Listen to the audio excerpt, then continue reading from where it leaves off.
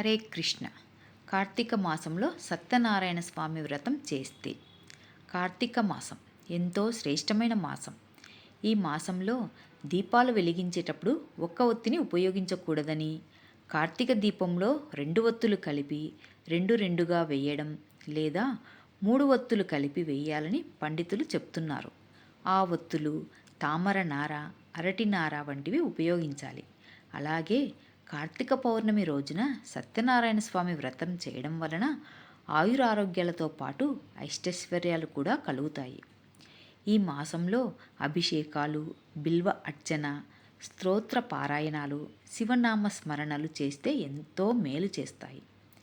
కార్తీక మాసంలో వచ్చే ఏకాదశి, పౌర్ణమి రోజుల్లో లేదా ఏదైనా శుభదినాన సాయంకాలం కానీ ఉదయం కానీ శుచిగా స్నానమాచరించి బ్రాహ్మణులను, బంధుమిత్రులను రప్పించి దేవాలయంలో కానీ, పుణ్యక్షేత్రంలో కానీ, సముద్ర తీరాన కానీ, నది తీరాన కానీ, స్వగృహమున కానీ పుణ్యక్షేత్రములందు సత్యనారాయణ స్వామి వ్రతం చేయించాలి.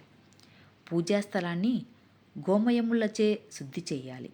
తూర్పుగా బియ్యం, చూర్ణము, పసుపు, కుంకుమలతో ముగ్గులు పెట్టి మండపము గావించి మామిడాకులతో తోరణములతో సుందరముగా అలంకరించి పూజా ద్రవ్యములు, రాగి పాత్ర, నూతన వస్త్రాలు, కొబ్బరికాయ పూజాస్థలమునందు ఉంచాలి.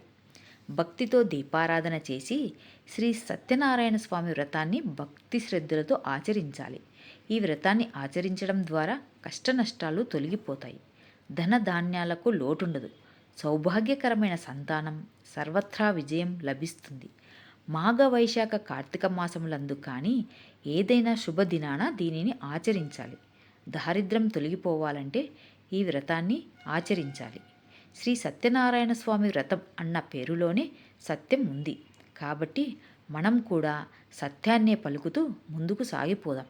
సర్వే జనా సుఖినో భవంతు. శుభం భూయాత్. హరే కృష్ణ.